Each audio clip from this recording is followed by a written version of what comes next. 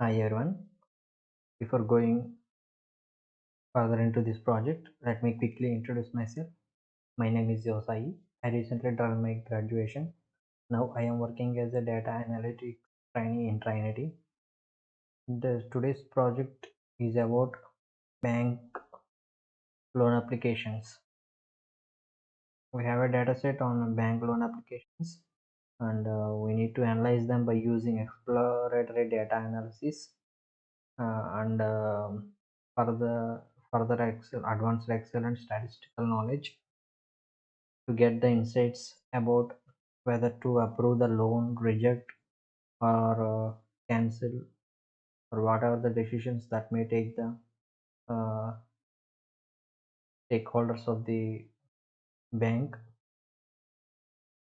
So we need to analyze the data set, bank loan data set to get the insights.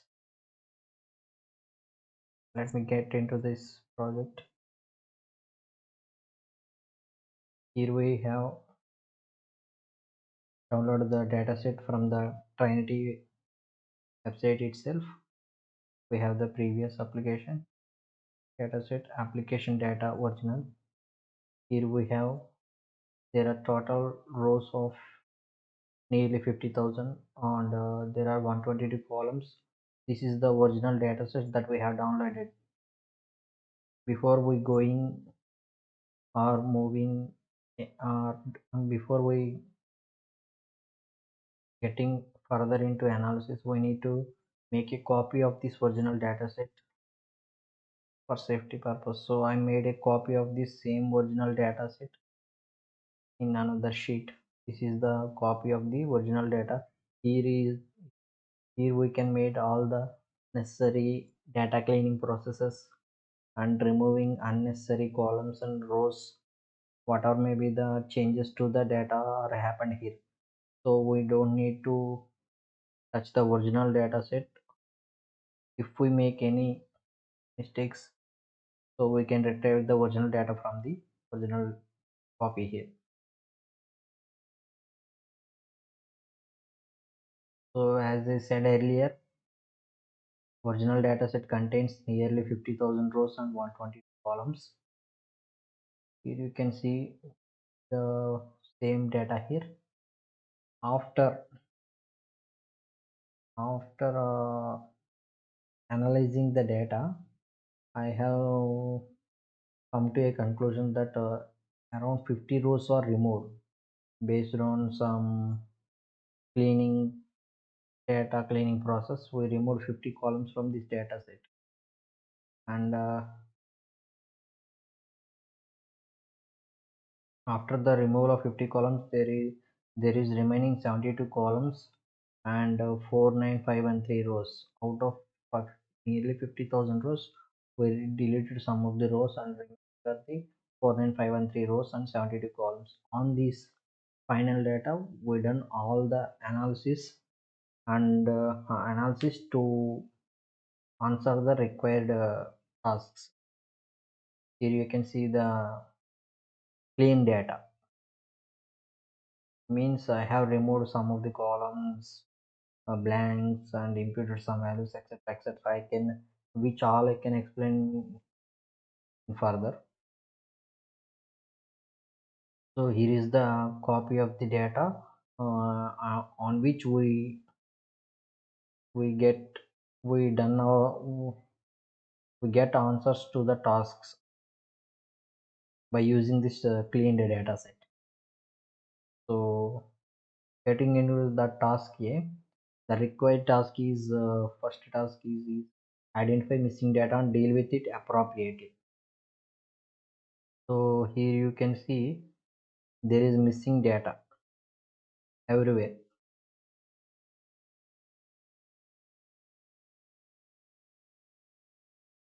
Here you go. Let me give you a quick sample view like missing data. Here you can see phone car age column has some of the rows which has no values or missing values.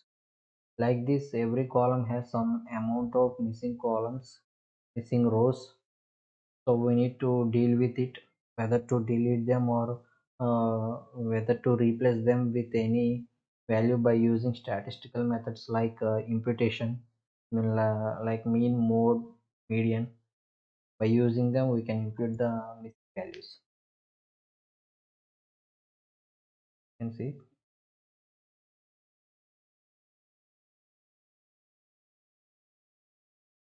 So the data set contains the total rows of nearly 50,000. So this is the column name and the number of rows in it, and the data missing rows. If there is any rows that contains missing values, here we can see their count and their percentage. Based on that percentage of missing data in each column, we can decide what to do, whether to delete them, whether to delete the entire column, whether to delete the rows, whether to impute some statistical values. It is purely depend on the percentage of missing values in each column. So here you can see I calculated every column's percentage of missing value. Here you can see the percentage of missing value. Based on that, I have decided what to do with them. You can see here the method of dealing with the missing values.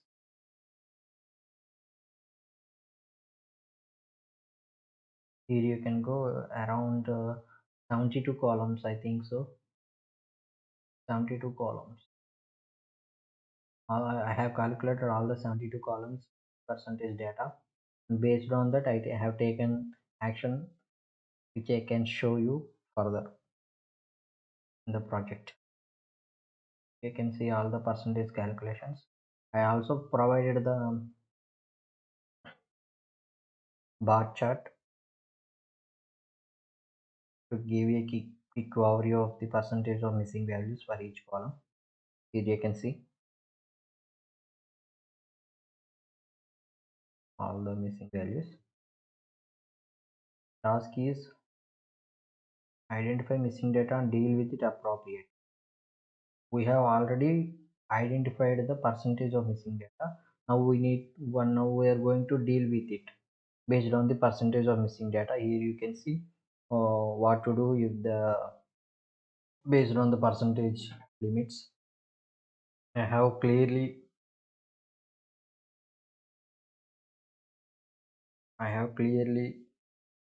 explained everything how I deal with them in the documentation, word documentation. You can see it. If the percentage is less than 5%, deleting the rows with missing data.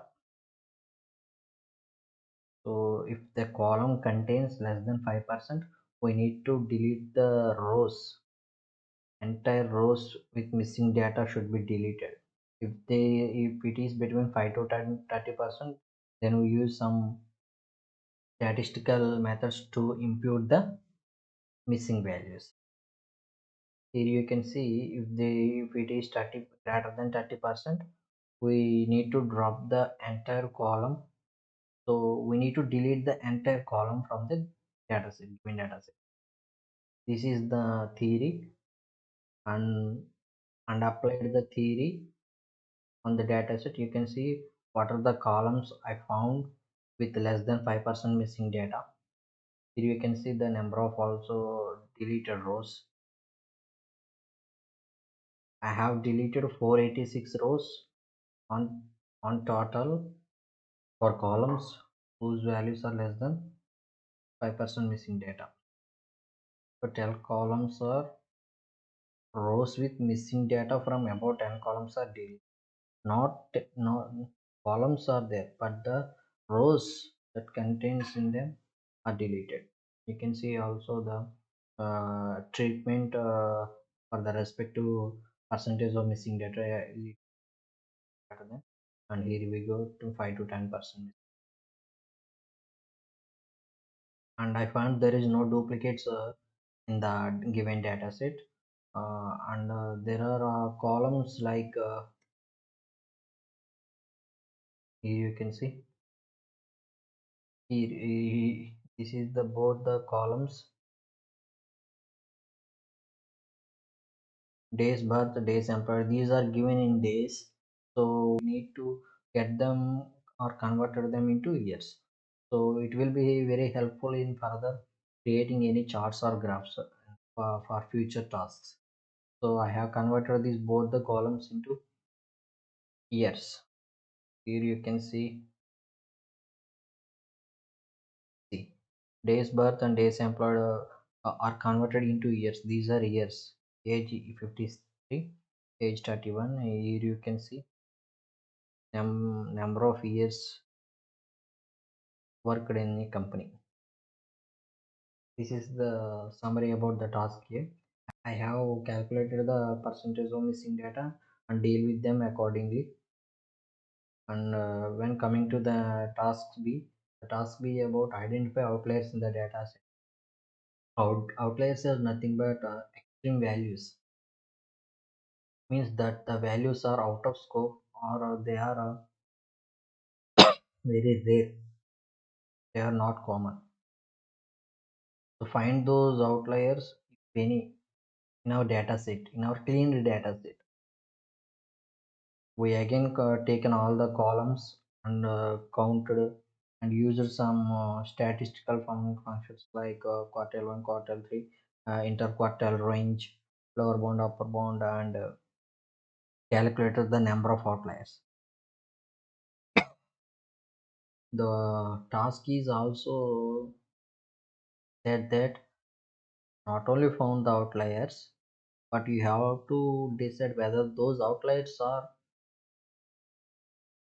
not treated as outliers as per business terms. So you need to understand the business terms to treat them the actual outliers or not.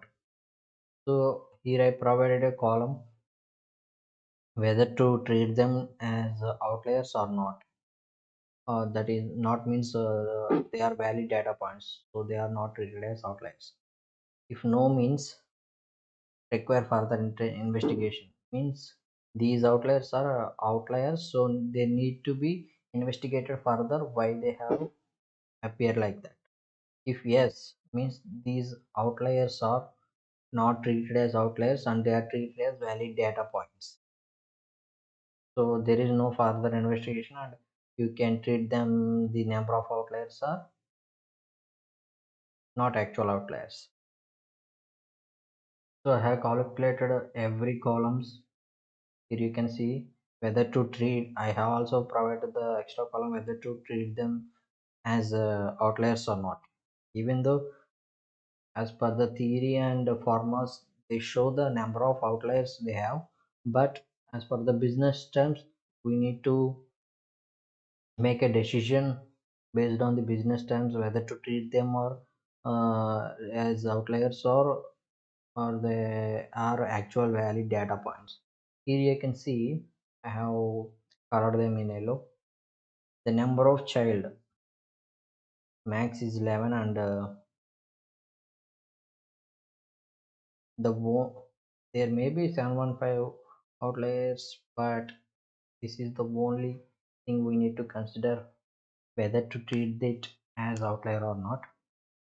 In older generation might be possible to have 11 children, but in today's 20th century it is very rare to have 11 children. So this might be 50% chance to investigate as per my opinion. As you can see further, days employed means work experience. The no person has 1,000 years work experience because we live around 60 to 80 years. So this is 100% outlier and this should be investigated further. And I need to inform you that these outliers are not removed from this original this cleaned data set. So this clean data set already included the outliers, though actually we in other projects we need to delete them to avoid the bias in data set. But in this case, we have not deleted the outliers, and we make them continue in the clean data set, because we need to show them, because it is one of the tasks to show the outliers but not read them. These are the two outliers: count children and day sample. These are the two columns that have outliers. But you can see there is one outlier in the amount total column, which is highest is 11 crore 70 lakhs.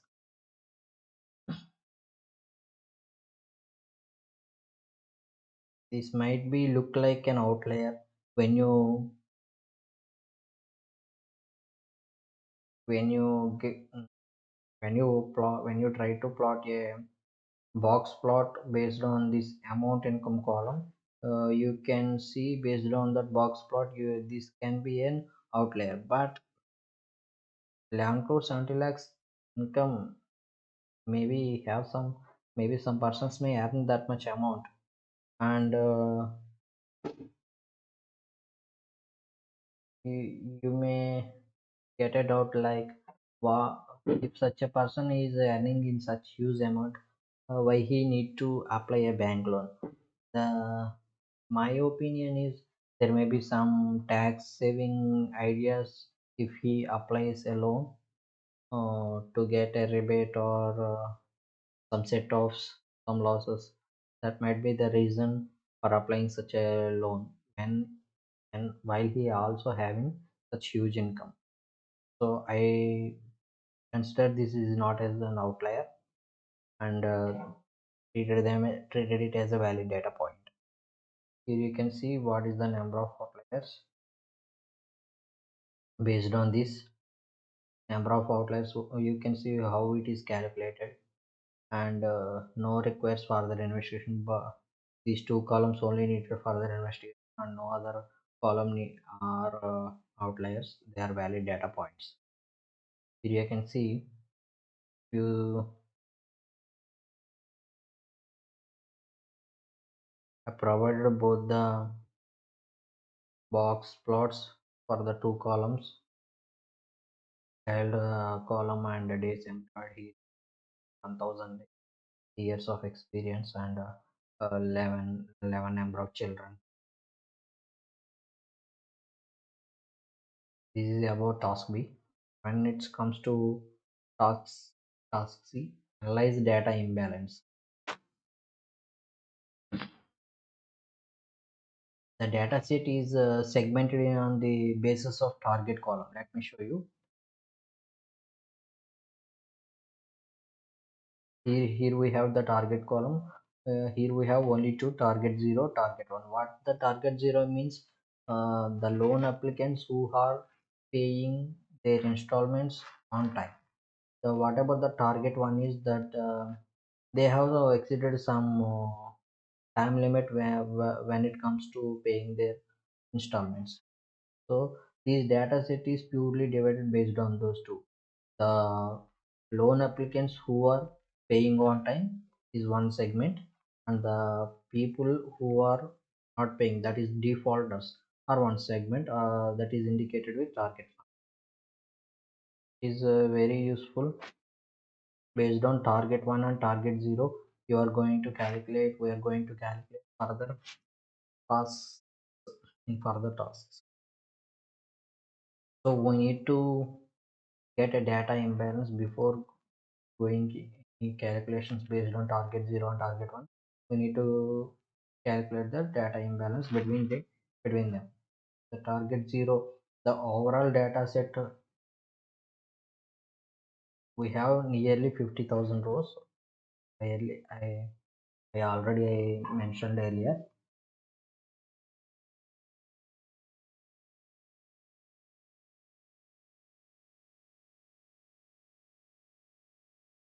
Target, out of the 50,000 rows, for 4,006 rows belongs to segment target 1, means defaulters, and 45,507 rows belongs to target 0, means who are loan applicants paying on time. Here you got the 92% of target 0 and 8%. There is a, and we have calculated data imbalance ratio, which is 11.2.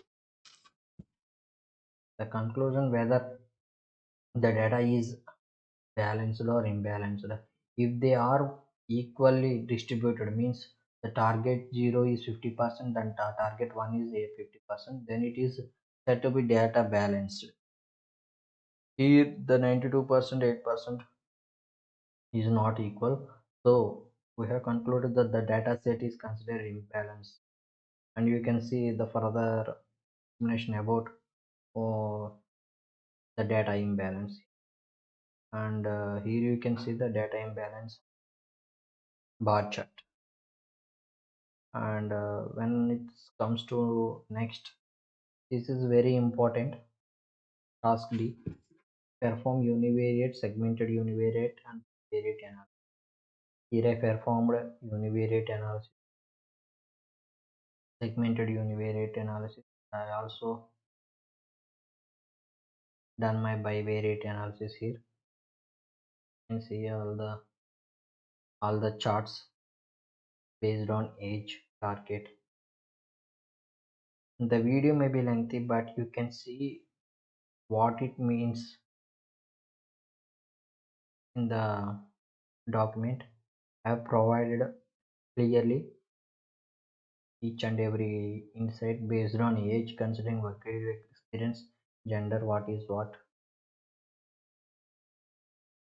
In our data set, the highest number of applicants by age are 31 to 40 and followed by 41 to 50. These are the age groups where majority of our data set, majority of our loan applicants from our data set. As you can see, as the age increases, the default percentage decreases, which means the elder people would like to default less. uh, this may be because as there is a number of applicants increasing, this might be the reason also. When it comes to employment experience, that is work experience, that the people who are freshers, that is with a less than or equal to 8 years experience, are applied to the loans, most loans, and followed by 9 to 16 years, because the reason may be their kid, they have got the job and build their careers at their starting of their career, so they need to take some loans and build their homes, etc., etc., and pay the installments from their salaries. Here you can see the lesser, as the age increases, the loan applicants are decreasing, because uh, from this age they might, from after 20 years of experience, they might have some savings, so there might be less chances to apply for a loan for them, because they have some savings in, I think so. Loan defaulters, as you also see that the age in work experience increases, the percentage of loan defaulters decreases. Contract type, there are more cash loans than revolving loans. And here you can see the orange is defaulters count, and the blue is on time payment loan application. As there are more female than male applicants, and when it comes to default, male are defaulting higher than the female. When it comes loan applicants by suit, which means the security, the assurer, means if the loan applicant defaults, who are going to pay that? So some assurance, which means The people who are not assured are the highest loan applicant, and with the family as assured are the second highest. As you can also see that the segmented assurance here. When it comes to education, the people who are secondary or secondary special are higher applicants, and followed by higher education are the second highest loan applicants. Here you can see the segmented thing. When it comes to housing type, which means whether you own a house or you are living with your parents, or the your whether it is house or a rented apartment, or whether it is a government provided allowance, home allowance, or office provided allowance, that thing comes here. The people who owns house or apartment are applied the highest number of applicants. Loan applicants followed by with parents.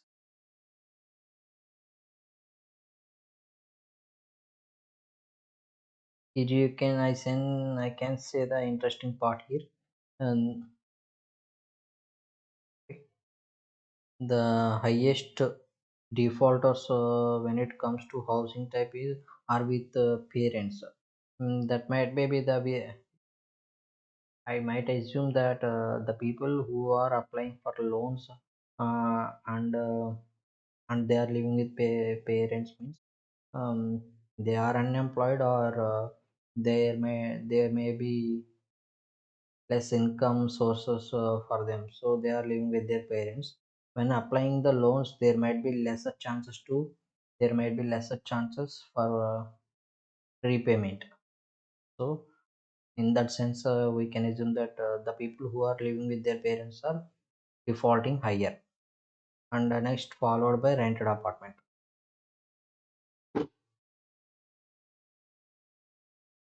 Here you can see the credit based on the credit bin, the number of applicants. The credit bin 45,000 to 76 7,66,000 has the higher number of applicants, followed by 7,66,000 and 15,87,000. As the defaulters also same. Here you can see the range means child count. As the here we can the people with no child are the highest applicants in our dataset, followed by single child. So people who are couples who are having no child, or they may be unmarried. We think so. They may be married or unmarried. We don't know that. The people who are with zero child are applying for the more loans in our dataset, followed by a single child. As you can see, the there are only one loan applicant between 8 to 11 child. Means 8 people who are having 8 child are only one applicant in our dataset. Follow same for the 9 11 children. So the default percentage is 100. We might not take that as serious because there is only one applicant. We need to consider these less than or equal to 3 children by variety analysis. Average credit amount based on age. The 41 to 50 age people got the average credit amount high. Those are the age groups got the highest average credit amount, followed by 51 to 60 age group. Then you can see the by income type. As you can see, the businessman got the highest average credit amount, but he there is zero default, zero zero default amount. And as you can also see, maternity leave and student got zero default payment with some amount of average amount. Might not be the highest, but it may be there. Okay.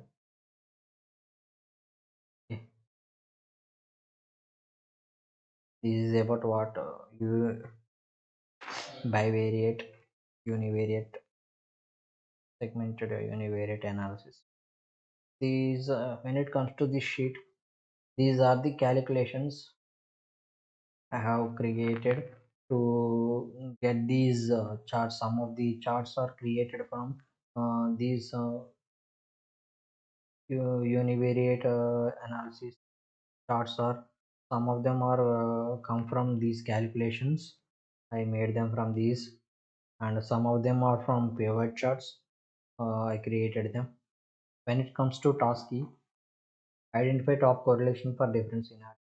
I have created the scenarios by data analysis tool in Excel. Here are the create. But the thing is, you can see that all the values are same for the target 1 and target 0. They are all the values are same. Don't know why, but they are same. This is what about the project is about, identifying the insights. In the provided Word document, I have already included every detail each and clearly. Here you can see all the insights also. Uh, this is the place where you can get the Excel file that I have shown to you. If you click this, you can get the sheet. And I also made a YouTube video and uploaded it in this place. You can watch it, this presentation in YouTube, and you can find those Excel file. Okay, thank you. This is the project overview. Those are the insights we found from analyzing the bank loan data set. Thank you, everyone.